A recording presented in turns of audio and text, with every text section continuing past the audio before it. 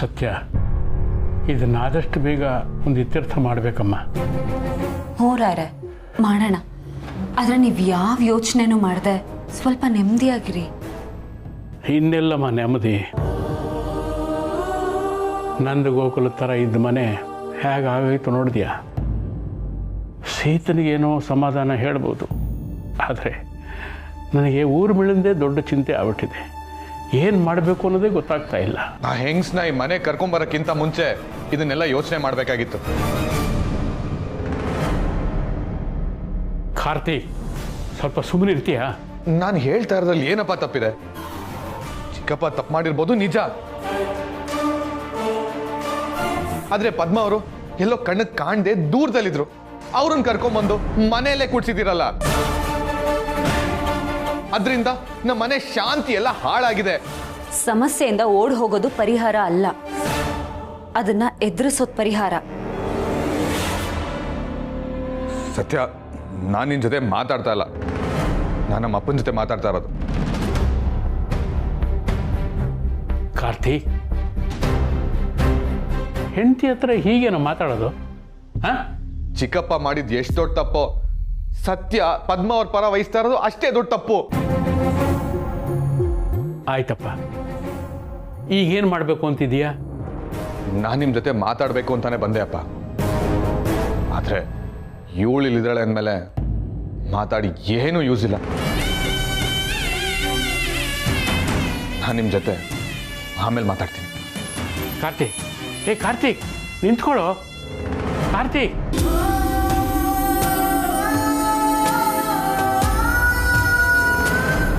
ಅವನು ಹಾಗೆ ಮಾತಾಡಿದ್ದು ನೀನೇನು ಮನಸ್ಸಿಗೆ ಹಚ್ಕೋಬೇಡ ತಾಯಿ. ಚಿಕ್ಕಮ್ಮನಿಗೆ ಏನೋ ಮೋಸ ಆಗ್ಬಿಟ್ಟಿದೆಯಲ್ಲ ಅಂತ ಆ ಬೇಸರದಿಂದ ಹಾಗೆ ಮಾತಾಡಿದ್ದಾನೆ ಅಷ್ಟೇ. ಯಾವುದೇ ಮಗನಿಗಾದರೂ ಇಂಥ ಸಂದರ್ಭದಲ್ಲಿ ನೋವಾಗೋದು ಸಹಜ ಅಲ್ವಾ? ನನಗೆ ಯಾಕೋ ಅತ್ತೆ ಮತ್ತೆ ಕಾರ್ತಿಕ್ಕಿಂದ ದೂರ ಆಗ್ತಿದ್ದೀನಿ ಅಂತ ಅನ್ನಿಸ್ತಿದೆ ರಾಯ್ರೆ. ಮತ್ತೆ ಝೀರೋಗೆ ಬಂದು ನಿಂತ್ಬಿಟ್ಟಿದ್ದೀನಿ. ಮದುವೆ ಆಗಿ ಬಂದಾಗ ನನ್ನ ಜೊತೆ ನೀವೊಬ್ಬರು ಬಿಟ್ಟರೆ ಬೇರೆ ಯಾರೂ ಇರಲಿಲ್ಲ. ಈಗ ಮತ್ತೆ ಅದೇ ಪರಿಸ್ಥಿತಿ. ನೋಡಮ್ಮ ಸತ್ಯ, ಸತ್ಯದ ದಾರಿಯಲ್ಲಿ ಬೆಂಕಿ ಇರೋದು ಸಹಜ. ಆದರೆ ಸತ್ಯವಂತರನ್ನ ಬೆಂಕಿ ಸುಡೋದಿಲ್ಲ ಅನ್ನೋದಕ್ಕೆ ಆ ಸೀತಾಮಾತೆಯೇ ಒಂದು ಸಾಕ್ಷಿ. ಸ್ವಲ್ಪ ದಿನ ತಡ್ಕೊಂಬ ಸತ್ಯ. ಎಂತೆಂಥ ಸವಾಲುಗಳನ್ನು ನೀನು ಮೀರಿ ಬಂದಿದೀಯಾ. ಇದು ಆಗೋಗುತ್ತೆ. ಭರವಸೆಯನ್ನು ಕಳ್ಕೊಬೇಡಮ್ಮ. ಸತ್ಯ, ನೀನು ಹೀಗಿದ್ರೆ ನನ್ನ ಕೈ ಕಾಲೇ ಆಡಲ್ಲಮ್ಮ ಮಗಳೇ. ಇಲ್ಲ ರಾಯ್ರೆ, ನಾನು ಧೈರ್ಯವಾಗಿರ್ತೀನಿ. ಭರವಸೆ ಕಳ್ಕೊಳ್ಳಲ್ಲ. ಎಲ್ಲ ಒಳ್ಳೇದೇ ಆಗತ್ತೆ.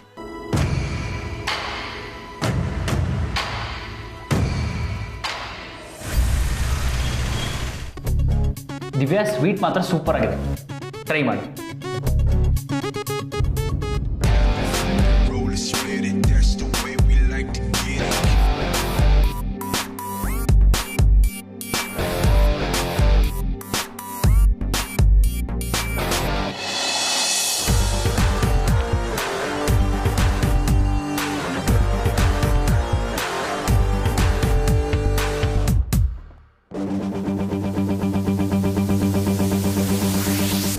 ಏನು ಅನ್ನದಾಗಳು ಇಲ್ಲಿ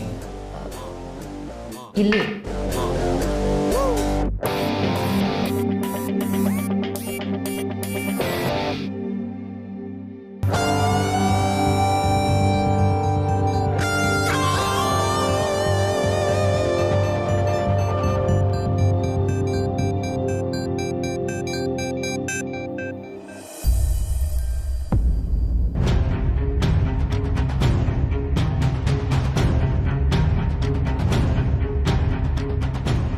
ಅಕ್ಕ, ಮಜ್ಜಿಗೆ ತಗೋ.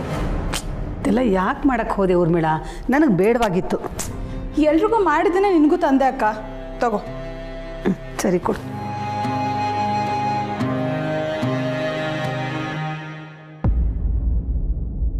ಅದು ಯಾಕಕ್ಕ? ನಾನು ಏನೇ ಮಾಡಿದ್ರು ನಾನೇನು ಸೌದೋಗ್ಬಿಡ್ತೀನೇನೋ ಅನ್ನೋ ಥರ ಆಡ್ತಿದ್ಯಾ? ಏನೋಪ್ಪ, ಒಂದೊಂದು ಸಲ ನಿನ್ನನ್ನು ಅರ್ಥ ಮಾಡ್ಕೊಳ್ಳೋಕ್ಕೆ ಆಗೋದಿಲ್ಲ. ಸರಿ, ಅದು ಬಿಡು. ಸಂಜೆಗೆ ಏನು ತಿಂಡಿ ಮಾಡಲಿ? ಏನೋ ಒಂದು ಮಾಡಿ, ಅದನ್ನು ಏನು ಕೇಳ್ತೀಯಾ? ಅಕ್ಕ, ಪದ್ಮ ಶಾವಿಗೆ ಬಾತ್ ಚೆನ್ನಾಗಿ ಮಾಡ್ತಾಳಂತೆ, ಅದನ್ನೇ ಮಾಡೋದಕ್ಕೆ ಹೇಳಲಾ? ಯಾಕೆ, ನಿನಗೇನಾಗಿದೆ? ನಿನಗೆ ಮಾಡೋಕ್ಕಾಗಲ್ಲ ಅಂದರೆ ಹೇಳು, ನಾನು ಮಾಡ್ತೀನಿ. ಅವಳೇನು ಮಾಡೋದು ಬೇಕಾಗಿಲ್ಲ. ಅಲ್ಲ ಅಕ್ಕ, ಅವಳು ನಮ್ಮನೆ ಅಡುಗೆ ಕಲಿತೀನಿ ಅಂತ ಹೇಳಿದಾಗ ನೀನೇ ಖುಷಿಯಿಂದ ಹೇಳ್ಕೊಡು ಅಂತ ಹೇಳಿದ್ದೆ. ಹೌದು, ಹೇಳಿದ್ದೆ. ಇವಾಗ ಅವಳು ನಮ್ಮನೆ ಅಡುಗೆ ಮನೆಗೆ ತಲೆ ಹಾಕೂಡ್ದು ಅಂತ ಹೇಳ್ತೀನಿ. ಏನಿವಾಗ? ಅಲ್ಲಕ್ಕ, ಅವಳು ಏನು ಮಾಡಿದ್ಲು ಅಂತ ನೀನು ಹೀಗಾಡ್ತಿದ್ಯಾ? ಊರ್ಮಿಳಾ, ಎಲ್ಲದಕ್ಕೂ ನೀನು ಸಂಜಾಯಿಸಿ ಕೊಡ್ಬೇಕಾ? ಅವಳು ಯಾವ ಕೆಲಸಕ್ಕೆ ಬಂದಿರೋದು? ನರ್ಸಾಗಿ. ಅಷ್ಟು ಮಾಡಲಿ ಸಾಕು, ಮಿಕ್ಕಿದ ವಿಚಾರಕ್ಕೆ ತಲೆ ಹಾಕೋದೇನು ಬೇಡ. ಅಲ್ಲ ಅಕ್ಕ, ನಾವೇ ಅವಳನ್ನು ಮನೆಯವಳ ಥರ ಟ್ರೀಟ್ ಮಾಡಿ ಈಗ ಅವಳನ್ನ ದೂರ ಇಡೋದು ಎಷ್ಟು ಸರಿ? ಅವಳಿಗೆ ನೋವಾಗಲ್ವಾ?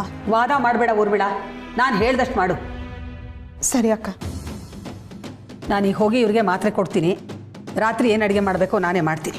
ಅಲ್ಲ ಅಕ್ಕ, ಮಾತ್ರೆ ಕೊಡ್ದ ಪದ್ಮ ಇದ್ದಾಳೆ ಅಲ್ವಾ? ಯಾಕೆ, ನಾನು ಕೊಟ್ಟರೆ ಏನು ಸಮಸ್ಯೆ? ಅಲ್ಲ ಅಕ್ಕ, ನೀನೇ ಹೇಳ್ದಲ್ಲ ಅವಳು ನರ್ಸ್ ಕೆಲಸನ ನೆಟ್ಟಗೆ ಮಾಡಿದ್ರೆ ಸಾಕು ಅಂತ. ಈಗ ಹೇಳ್ತಾ ಇದ್ದೀನಿ ಅವಳು ಏನು ಮಾಡೋದು ಬೇಡ ಅಂತ. ಆಯಿತು, ಸರಿ, ನೀನು ಕೋಪ ಮಾಡ್ಕೋಬೇಡ. ಕೋಪ ಬರ್ಸೋದು, ಕೋಪ ಮಾಡ್ಕೋಬೇಡ ಅಂತ ಹೇಳೋದು. ಎಲ್ರಿಗೂ ಬಾಯಿ ಕೊಟ್ಟು ಕೊಟ್ಟು ಅಭ್ಯಾಸ ಆಗೋಗ್ಬಿಟ್ಟಿದೆ. ಕೋತಿ ತಾನು ಕೆಡೋದಲ್ಲದೆ ವನನೆಲ್ಲ ಕೆಡಿಸ್ತಂತೆ. ಹಾಗಾಯಿತು.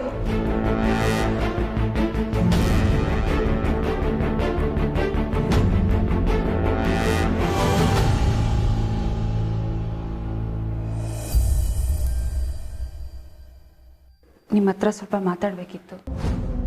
ನಿಮ್ಮ ಹತ್ರ ಮಾತಾಡೋ ಅಂಥದ್ದು ನನ್ನ ಹತ್ರ ಏನೂ ಇಲ್ಲ. ತಾವೇನು ಹೊಡ್ಬೋದು. ನನಗೆ ಅರ್ಥ ಆಗುತ್ತೆ. ನನ್ನ ಮೇಲಿರೋ ಕೋಪ ನ್ಯಾಯವಾಗಿದೆ, ಆದರೆ ಸತ್ಯನ ಮೇಲೆ ಯಾಕೆ ಕೋಪ ಮಾಡ್ಕೊಳ್ತಾ ಇದ್ದೀರಾ? ಓ, ಏನು ಒಬ್ರಿಗೊಬ್ರು ಕಾಂಟ್ರಾಕ್ಟ್ ತೊಗೊಂಡಿದ್ದೀರಾ? ನಿಮ್ಮನ್ನು ಬೈದ್ರೆ ಅವಳು ನಿಮ್ಮ ಪರ ವಹಿಸ್ಕೊಂಡ್ಬರ್ತಾಳೆ, ಅವಳನ್ನ ಬೈದ್ರೆ ನೀವು ಅವಳ ಪರ ವಹಿಸ್ಕೊಂಡ್ಬರ್ತಾ ಇದ್ದೀರಾ? ಖಂಡಿತ ಇಲ್ಲ ಕಾರ್ತಿಕ್. ನನ್ನಿಂದಾಗಿ ನಿಮ್ಮಿಬ್ರು ಜೀವನ ಹಾಳಾಗೋದನ್ನ ನನ್ನ ಕೈಲಿ ನೋಡೋಕ್ಕಾಗ್ತಾ ಇಲ್ಲ. ಅದಕ್ಕೆ ನಿಮ್ಮ ಹತ್ರ ಮಾತಾಡೋಣ ಅಂತ ಬಂದೆ. ಎಷ್ಟು ಅನ್ಯೋನ್ಯವಾಗಿ ಪ್ರೀತಿಯಿಂದ ಇದ್ರಿ ನೀವು. ಇವತ್ತಿನ ಕಾಲದಲ್ಲಿ ಚಿಕ್ಕ ಚಿಕ್ಕ ವಿಷಯಕ್ಕೆ ಜಗಳ ಆಡ್ಕೊಂಡು ತಿಂಗ್ಳುಗಟ್ಟಲೆ ಮಾತು ಬಿಡೋ ಜೋಡಿಗಳೇ ಜಾಸ್ತಿ. ಅಂಥ ಜೋಡಿಗಳಿಗೆ ನೀವು ಮಾದರಿ ಅಂದ್ಕೊಳ್ತಾ ಇದ್ರಿ. ಆದರೆ ಈಗ ಎಲ್ಲನೂ ಹಾಳು ಮಾಡಿದ್ದು ಸತ್ಯನೇ ಹೊರತು ನಾನಲ್ಲ. ಇಷ್ಟೇನಾ ಕಾರ್ತಿಕ್ ನೀವು ಸತ್ಯನ ಅರ್ಥ ಮಾಡ್ಕೊಂಡಿರೋದು? ಸತ್ಯ ಯಾವಾಗಲೂ ನ್ಯಾಯದ ಪರವಾಗಿ, ಇನ್ಯಾರ ಪರವಾಗೂ ಅಲ್ಲ. ಇದನ್ನ ಅರ್ಥ ಮಾಡ್ಕೊಂಡ್ರೆ ಸಾಕು ಕಾರ್ತಿಕ್, ನಿಮಗೆ ಗೊತ್ತಾಗುತ್ತೆ. ಓ, ನಿಮಗೆ ನ್ಯಾಯ ಅನ್ಸಿದ್ದೆ ನ್ಯಾಯನಾ? ಫಸ್ಟ್ ಆಫ್ ಆಲ್ ನೀವು ಯಾರು ನ್ಯಾಯ ಅನ್ಯಾಯ ಡಿಸೈಡ್ ಮಾಡೋದಕ್ಕೆ? ನಿಮ್ಮಿಂದ ನಮ್ಮ ಮನೇಲಿರೋರ ಮನ್ಸು ಎಲ್ಲ ಒಡೆದೋಗಿದೆ. ಇದು ಅನ್ಯಾಯ.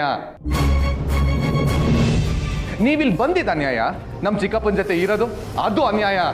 ಆದರೆ ನೀವು ಕೋಪ ಮಾಡ್ಕೊಳ್ಬೇಕಾಗಿರೋದು ನಿಮ್ಮ ಚಿಕ್ಕಪ್ಪನ ಮೇಲೆ ಕಾರ್ತಿಕ್, ಸತ್ಯ ಅವ್ರ ಮೇಲೆ ಅಲ್ಲ. ಈ ಮನೆಯ ಇವತ್ತಿನ ಎಲ್ಲ ಪರಿಸ್ಥಿತಿಗೂ ಕಾರಣ ನಿಮ್ಮ ಚಿಕ್ಕಪ್ಪ. ಅವ್ರ ಜೊತೆಲಿ ನಾನು.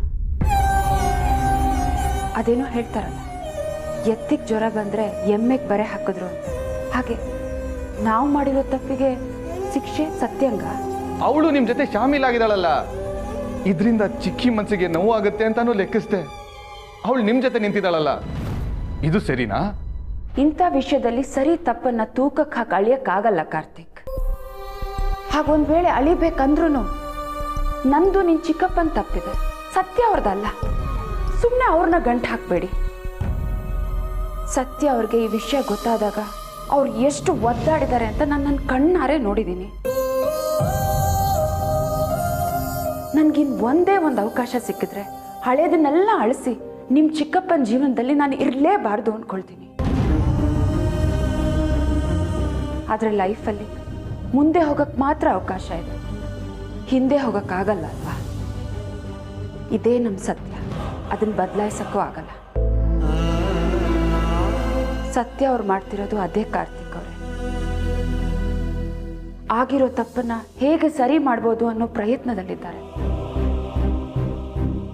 ನೀವು ಅವ್ರ ಗಂಡ ಆಗಿ ಅವ್ರಿಗೆ ಸಾಥ್ ಕೊಟ್ಟಿಲ್ಲ ಅಂದರೆ ಇನ್ಯಾರು ಅವ್ರು ಸಾಥ್ ಕೊಡಬೇಕು? ಒಂದು ಸಲ ಯೋಚನೆ ಮಾಡಿ. ಅದಾದ್ಮೇಲೂ ನೀವು ಮಾಡ್ತಿರೋದು ನಿಮಗೆ ಸರಿ ಅನ್ಸಿದ್ರೆ ನಿಮ್ಮಿಷ್ಟ.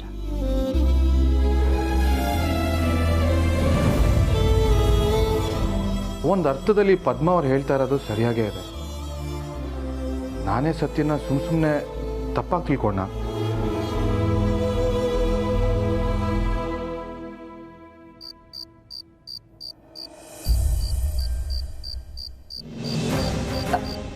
ಅತ್ತೆ ಪ್ಲೀಸ್ ಒಂದು ನಿಮಿಷ ನನ್ನ ಮಾತು ಕೇಳಿ. ನನ್ನ ಉದ್ದೇಶ ಚಿಕ್ಕತ್ತೆಗೆ ಅನ್ಯಾಯ ಮಾಡೋದಲ್ಲ. ಅನ್ಯಾಯ ಈಗಾಗಲೇ ಇಬ್ರಿಗೂ ಆಗೋಗಿದೆ ಅತ್ತೆ. ಅದನ್ನು ಸರಿ ಮಾಡೋದಷ್ಟೇ ನನ್ನ ಉದ್ದೇಶ. ಆದರೆ ಇದರಿಂದ ಊರ್ಮಿಳನ ಜೀವನ ಏನಾಗುತ್ತೆ? ಅವಳಿಗೆ ಇದೆಲ್ಲ ಗೊತ್ತಾದರೆ ಅವಳ ಮೇಲೆ ಎಂಥ ಪರಿಣಾಮ ಬೀರುತ್ತೆ ಅಂತ ಗೊತ್ತಾ ನಿನಗೆ? ನನಗೆ ಗೊತ್ತು ಅತ್ತೆ. ಆದರೆ ಚಿಕ್ಕತ್ತೆಯಿಂದ ಈ ವಿಷಯ ಮುಚ್ಚಿಟ್ರೆ ನಾವು ಅವ್ರಿಗೆ ಮಾಡೋ ಮೋಸ ಅಲ್ವಾ ಅದು? ಅವ್ರಿಗೆ ನಿಧಾನವಾಗಿ ವಿಷಯ ತಿಳಿಸಿ ಅದಕ್ಕೊಂದು ಪರಿಹಾರ ಕಂಡುಹಿಡಿಬೇಕು. ಯಾವ ಪರಿಹಾರ? ಏನು ಪರಿಹಾರ? ನನ್ನ ತಂಗಿ ಊರ್ಮಿಳಗಿಂತ ಅವಳು ಯಾವಳೋ ಬಂದಿದ್ದಾಳಲ್ಲ, ಅವಳೇ ಮುಖ್ಯ ಆಗೋಗ್ಬಿಟ್ಲ ನಿನಗೆ? ಅವಳಿಗೆ ಪರಿಹಾರ ಕೊಡ್ಸೋಕ್ಕೋಸ್ಕರ ನಾನು ನನ್ನ ತಂಗಿನ ದುಃಖಕ್ಕೆ ನೂಕ್ಲಾ? ಇಲ್ಲ ಅತ್ತೆ, ಒಂದ್ಸತಿ ನೀವೇ ಯೋಚನೆ ಮಾಡಿ. ಪದ್ಮ ಅವ್ರ ಜಾಗದಲ್ಲಿ ಚಿಕ್ಕತ್ತೆ ಇದ್ದಿದ್ರೆ ಆಗ್ಲೂ ಇದೇ ಮಾತು ಹೇಳ್ತಿದ್ರ? ಮುಚ್ಚ ಬಾಯ್ನ. ಅವಳ ಜಾಗಕ್ಕೆ ನಮ್ಮ ಊರ್ಮಿಳ ಯಾಕೆ ಹೋಗ್ತಾಳೆ? ನಮ್ಮ ವಂಶದಲ್ಲಿ ಅಂಥ ಬಾಳನ್ನ ಯಾರು ಬಾಳಿಲ್ಲ, ಬಾಳೋದು ಇಲ್ಲ. ಆದ್ರೆ ಚಿಕ್ಕಮ್ಮವ ದಾರಿ ತಪ್ಪಿ ವರ್ಷಗಳೇ ಆಗೋಗಿದೆ. ಏ ಹುಡುಗಿ, ನನ್ನ ಹತ್ರ ಪುರಾಣ ಎಲ್ಲ ಓದಬೇಡ. ಅದನ್ನ ಕೇಳೋ ಮನಸ್ಥಿತಿ ನನಗಿಲ್ಲ. ಸುಮ್ಮನೆ ಇಲ್ಲಿಂದ ಹೊರಟೋಗು. ಅದರಿಂದ ನಮ್ಮಿಬ್ಬರಿಗೂ ಒಳ್ಳೇದು. ಅತ್ತೆ, ಕೋಟೆ ಮನೆಯಿಂದ ಯಾರಿಗೂ ಅನ್ಯಾಯ ಆಗಬಾರ್ದು, ಕೋಟೆ ಮನೆ ಮರ್ಯಾದೆ ಹೋಗಬಾರ್ದು ಅಂತ ನಾನು ಹೀಗೆ ಮಾಡಿದೆ. ನಿಜವಾಗ್ಲೂ ನಿನಗೆ ಕೋಟೆ ಮನೆ ಮರ್ಯಾದೆ ಬಗ್ಗೆ ಕಾಳಜಿ ಇದ್ರೆ ಮೊದಲು ಅವಳನ್ನ ಮನೆಯಿಂದ ಆಚೆ ಹಾಕು. ಆಗ ನಿನ್ನ ಮಾತು ನಿಜ ಅಂತ ನಾನು ಒಪ್ಕೋತೀನಿ. ನನ್ನ ತಂಗಿ ಜೀವನ ಹಾಳು ಮಾಡಿ ಇನ್ ಯಾವಳಿಗೂ ನ್ಯಾಯ ಕೊಡಿಸೋದು ನನಗೆ ಬೇಕಾಗಿಲ್ಲ. ನಾನು ಅದಕ್ಕೆ ಅವಕಾಶನೂ ಕೊಡಲ್ಲ.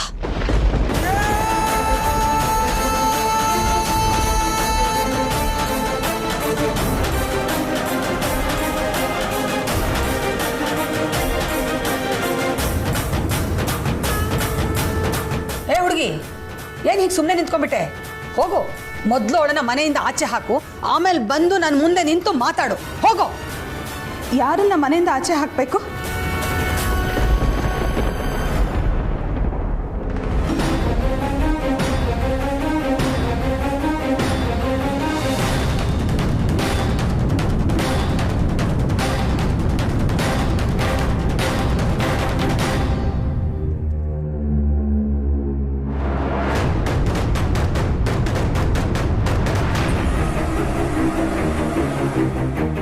ಅಕ್ಕ, ಸತ್ಯ, ಯಾಕೆ ಸುಮ್ಮನಾಗ್ಬಿಟ್ರಿ?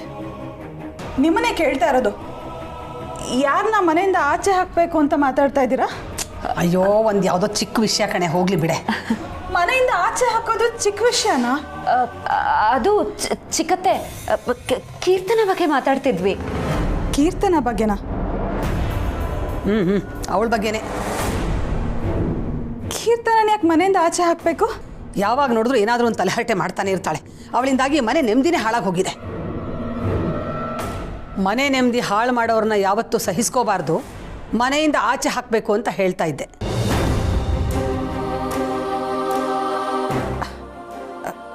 ನಿಜ ಅಕ್ಕ, ಆದರೆ ಕೀರ್ತನ ಈ ಮನೆ ಮಗಳು. ಅವಳ ಹತ್ರ ಇಷ್ಟೊಂದು ಕಟುವಾಗಿ ನಡ್ಕೋಬೇಕಾ? ನೋಡೋಣ, ಅವಳು ಬದಲಾಗ್ಬೋದು. ಅಲ್ಲಿ ತನಕ ಕಾಯಕ್ಕಾಗತ್ತಾ?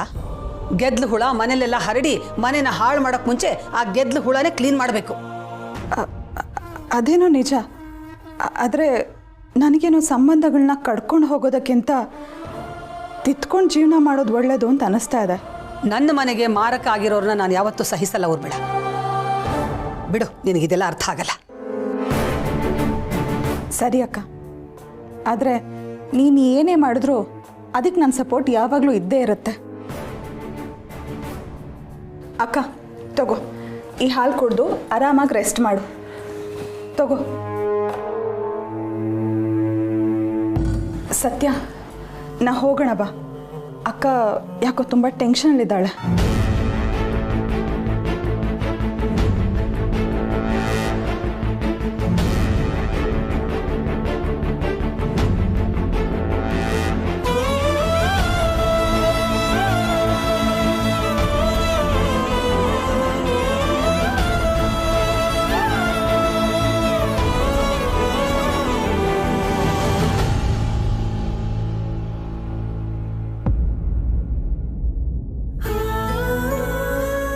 ಎಷ್ಟು ಮುಗ್ಧೆ ಊರ್ಮಿಳ ನೀನು.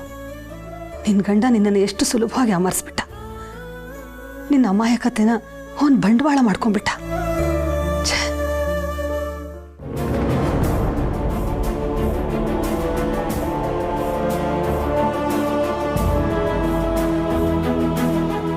ಸೀತಾ, ಮಾತಾಡಬೇಡಿ ನೀವು ನನ್ನ ಹತ್ರ. ಯಾಕೆ ಸೀತಾ ಕೋಪ ಮಾಡ್ಕೊಂಡಿದ್ಯಾ? ಕೋಪ ಮಾಡ್ಕೊಳ್ದೆ ಇನ್ನೇನ್ರಿ ಮಾಡ್ಲಿ? ಇಷ್ಟು ವರ್ಷ ಸಂಸಾರ ಮಾಡಿದ್ ನನಗೆ ಸುಳ್ಳು ಹೇಳಿದ್ರಿ, ನೀವು ಮೋಸ ಮಾಡಿದ್ರಿ. ನನ್ನ ತಂಗಿಗೆ ಮೋಸ ಆಯ್ತು. ಸೀತಾ, ಆಗಿದ್ದಾಗೋಗಿದೆ. ಆಗಿರೋ ತಪ್ಪನ್ನು ಸರಿಪಡಿಸ್ಕೊಂಡು ಮುನ್ನಡೆಬೇಕಲ್ವಾ? ತಿದ್ಕೊಳ್ಳೋದಕ್ಕೆ ಇದೇನು ಸ್ಲೇಟು ಬಳಪು ಅಲ್ಲ ರೀ. ಒಬ್ಬರ ಜೀವನ ತಿದ್ದಕ್ಕೆ ಹೋದ್ರೆ ಇನ್ನೊಬ್ಬರ ಬದುಕು ಹಾಳಾಗಿ ಹೋಗುತ್ತೆ. ಅದನ್ನ ನಾನು ನಿಮಗೆ ಹೇಳ್ಕೊಡ್ಬೇಕಾ? ಹಾಗಂತ ಆ ಹುಡುಗಿನ ನಡುನೀರಿನಲ್ಲಿ ಕೈ ಬಿಡು ಅಂತೀಯ? ಮತ್ತಿನ್ನೇನ್ ಮಾಡ್ಬೇಕು ಅಂತಿದ್ದೀರಾ? ನೀವಾಗಂತೂ ಅವಳನ್ನ ಮನೆ ಬಿಟ್ಟು ಕಳಿಸ್ಲಿಲ್ಲ. ಅವಳೇ ಹೋಗ್ಬೇಕು ಅಂದಾಗ ನೀವ್ ಯಾಕೆ ಕಳಿಸ್ಲಿಲ್ಲ? ಯಾಕೆ ತಡೆದ್ರಿ?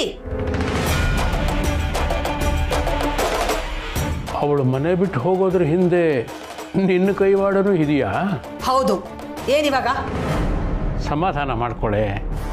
ತಪ್ಪು ಆಗಿರೋದು ನಮ್ಮ ಮನೆಯವರಿಂದ. ಅದನ್ನು ಸರಿಪಡಿಸಬೇಕಾದ್ದು ಮನೆ ಹಿರಿಯನಾಗಿ ನನ್ನ ಕರ್ತವ್ಯ. ಅದು ಸ್ವಲ್ಪ ಸಮಯ ಹಿಡಿಯುತ್ತೆ. ಎಲ್ಲ ಹಾಳಾಗಿ ಹೋದ್ಮೇಲೆ ಏನ್ರಿ ಸರಿ ಮಾಡ್ತೀರಾ? ಈಗ ಹೇಗಿದೆಯೋ ಎಲ್ಲ ಹಾಗೆ ಇರಲಿ. ಅವಳು ಮಾತ್ರ ಮನೆಯಿಂದ ಆಚೆ ಹೋಗ್ಬೇಕು, ನೀವು ಕಳಿಸ್ತೀರಾ? ಸೀತಾ, ಈಗ ನಿನ್ನ ಮನಸ್ಸು ಆವೇಶದಲ್ಲಿದೆ. ನಿಧಾನವಾಗಿ ಯೋಚನೆ ಮಾಡು. ಆಮೇಲೆ ಎಲ್ಲ ನಿನಗೆ ತಿಳಿಯುತ್ತೆ. ಇಲ್ಲ, ಅವಳು ಈ ಮನೇಲಿ ಇರೋದು ಬೇಡ ಅಷ್ಟೇ. ಹಾಗಿದ್ರೆ ಒಂದು ಹೆಣ್ಣಿಗೆ ನಮ್ಮ ಮನೆಯಿಂದ ಅನ್ಯಾಯವಾಗ್ತಿರೋದು ಸರಿ ಅನಿಸ್ತಾ ಇದೆಯಾ ನಿನಗೆ?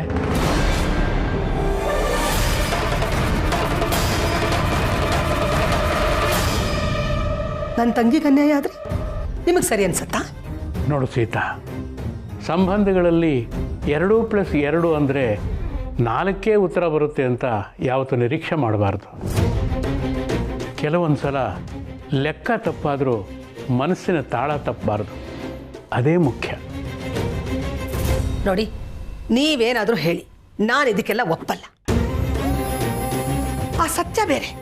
ನನ್ನ ಸೊಸೆ ಅಂತ ನಾನು ತಲೆ ಮೇಲೆ ಹೊತ್ಕೊಂಡು ಮೆರೆದೆ ನೋಡಿ, ನನಗೆ ಸರಿಯಾದ ಶಾಸ್ತಿನೇ ಮಾಡಿದ್ಲು, ನಂಬಿಕೆ ದ್ರೋಹ ಮಾಡಿದ್ಲು. ನೋಡು, ಮತ್ತೆ ನೀನು ತಪ್ಪು ತಿಳ್ಕೊಳ್ತಾ ಇದೀಯ. ಸತ್ಯ ಯಾವತ್ತೂ ನಿನಗೆ ನಂಬಿಕೆ ದ್ರೋಹ ಮಾಡಿಲ್ಲ ಕಣೆ. ಅವಳು ಈ ಮನೆಗೆ ಒಳ್ಳೆಯದನ್ನೇ ಮಾಡಿದ್ದಾಳೆ. ಅಷ್ಟೇ ಅಲ್ಲ, ಈ ಮನೆ ಮರ್ಯಾದೆ ಉಳಿಸೋದಕ್ಕೆ ಪ್ರಯತ್ನ ಪಟ್ಲು, ಒದ್ದಾಡಿದ್ಲು. ನೋಡ್ರಿ, ನನಗೆ ನನ್ನ ತಂಗಿ ಜೀವನಕ್ಕಿಂತ ಬೇರೆ ಯಾವುದು ದೊಡ್ಡದಲ್ಲ. ಅವಳ ಜೀವನ ಸರಿಪಡಿಸೋದಕ್ಕೆ ನಾನು ಯಾವ ಮಟ್ಟಕ್ಕೆ ಬೇಕಾದರೂ ಹೋಗ್ತೀನಿ. ಹಿಂಜರಿಕೆ ಮಾತ್ರ ಇರಲ್ಲ.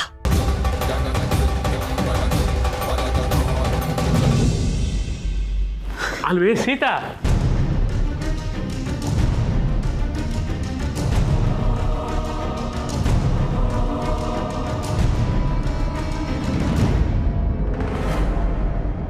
ನನ್ನ ತಂಗಿ ಜೀವನ ಹಾಳು ಮಾಡಿ ಇನ್ಯಾವಳಿಗೂ ನ್ಯಾಯ ಕೊಡಿಸೋದು ನನಗೆ ಬೇಕಾಗಿಲ್ಲ. ನನ್ನ ತಂಗಿ ಊರ್ಮಿಳಾಗಿಂತ ಅವಳು ಯಾವಳೋ ಬಂದಿದ್ದಾಳಲ್ಲ, ಅವಳೇ ಮುಖ್ಯ ಆಗೋಗ್ಬಿಟ್ಲ ನಿನಗೆ? ಅವಳಿಗೆ ಪರಿಹಾರ ಕೊಡ್ಸೋಕ್ಕೋಸ್ಕರ ನಾನು ನನ್ನ ತಂಗಿನ ದುಃಖಕ್ಕೆ ನೂಕ್ಲಾ? ನಿಜವಾಗ್ಲೂ ನಿನಗೆ ಕೋಟೆ ಮನೆ ಮರ್ಯಾದೆ ಬಗ್ಗೆ ಕಾಳಜಿ ಇದ್ರೆ ಮೊದಲು ಅವಳನ್ನ ಮನೆಯಿಂದ ಆಚೆ ಹಾಕು.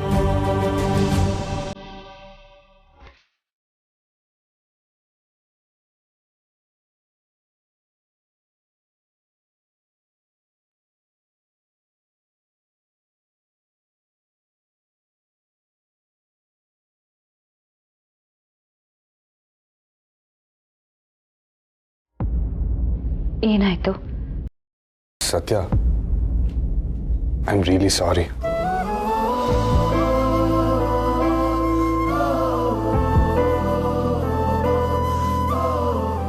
ಸಾರಿನಾ? ಸಾರಿ ಯಾಕೆ? ನಾನು ನಿನ್ನ ಜೊತೆ ಅಷ್ಟೊಂದು ರೂಢಾಗಿ ನಡ್ಕೊಂಬಾರ್ದಾಗಿತ್ತು. ನಿನಗೆ ಮಾತಾಡೋಕ್ಕೂ ಚಾನ್ಸ್ ಕೊಡದೆ ನಾನೇ ಎಲ್ಲ ಮಾತಾಡಿ ಮುಗಿಸ್ಬಿಟ್ಟೆ. ಅದಕ್ಕೆ ಐ ಆಮ್ ಸಾರಿ ಸತ್ಯ.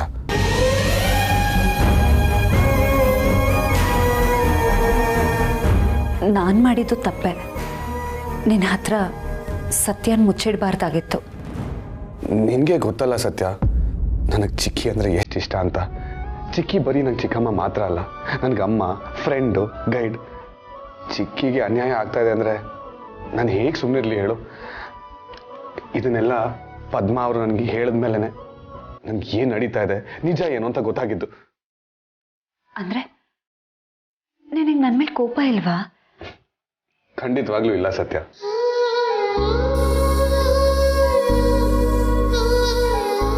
ನಿಜ ಹೇಳ್ತಿದ್ಯಾ ಅಮೂಲ್ ಬೇಬಿ? ನಿನ್ನ ನಾನು ತಪ್ಪು ತಿಳ್ಕೊಂಡಿಲ್ಲ ಅಲ್ಲ? ಪದ್ಮ ಅವ್ರು ಎಲ್ಲ ವಿಷಯ ನನಗೆ ಹೇಳಿದ್ಮೇಲೆ ನಂಗೆ ನಿಜ ಏನು ಅಂತ ಗೊತ್ತಾಗಿದ್ದು.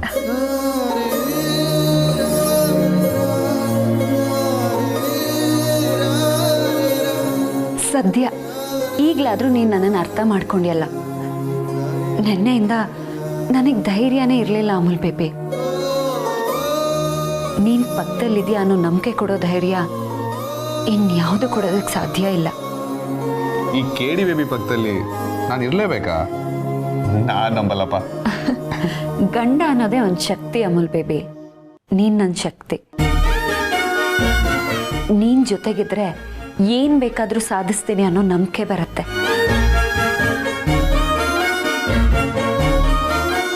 ಥ್ಯಾಂಕ್ಸ್ ಅಮೂಲ್ ಬೇಬಿ, ನನ್ನ ಪರ ನಿಂತಿದ್ದಕ್ಕೆ. ಸತ್ಯ, ಇದು ನಿನ್ನ ಪರ ಅನ್ನೋದ್ಕಿಂತ ಇದು ನ್ಯಾಯದ ಪರ. ಕೋಟೆ ಮನೆಯಿಂದ ಯಾವುದೇ ಜೀವಕ್ಕೂ ಅನ್ಯಾಯ ಆಗಬಾರ್ದು ಅನ್ನೋ ನಿನ್ನ ಮತ್ತೆ ಅಪ್ಪನ ನಿಲುವಿನ ಪರ. ಅಮೂಲ್ ಬೇಬಿ, ನೀನ್ ಈ ಮಾತನ್ನು ಹೇಳ್ತಿದೀಯಾ? ತುಂಬ ಯೋಚಿಸಿನೇ ಈ ಮಾತು ಹೇಳ್ತಾ ಇದ್ದೀನಿ ಸತ್ಯ. ನಿನ್ನ ಮತ್ತೆ ಅಪ್ಪನ ನಿರ್ಧಾರ ಸರಿ ಇದೆ. ಈ ನಿರ್ಧಾರದಿಂದ ಚಿಕ್ಕಿಗೆ ಅನ್ಯಾಯ ಆಗುತ್ತೆ ಅನ್ನೋ ಬೇಜಾರು ಇದೆ. ಅದು ಏನೇ ಆಗಲಿ ನಾನು ನಿನ್ನ ಜೊತೆ ಇರ್ತೀನಿ. ನಾವಿಬ್ಬರು ಅದನ್ನು ಒಟ್ಟಿಗೆ ಎದುರಿಸೋಣ. ಅಬ್ಬಾ, ಈಗ ನನಗೆ ಉಸಿರು ಬಂತು. Thank you Amul baby, thank you so much.